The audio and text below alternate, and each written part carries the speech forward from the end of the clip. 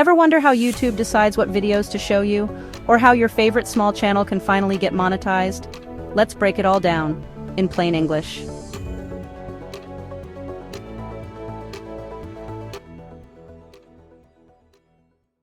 YouTube's algorithm is basically a smart recommendation system. It shows you videos based on how you and other people react to them.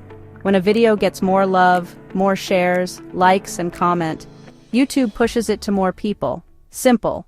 To make money, creators need two big things: 4,000 watch hours and 1,000 subscribers. Title: YouTube monetization requirements: 1,000 subscribers, 4,000 watch hours in the past 12 months. Title 18.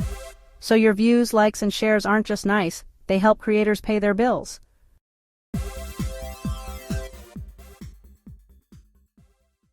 You don't need money to support a creator, you just need to interact. Here's how. Even writing great comments boosts engagement. Every click counts.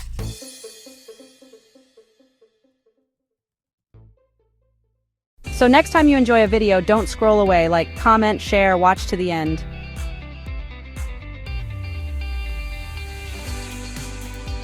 You don't need a big channel to make a big impact. Be the reason someone gets monetized.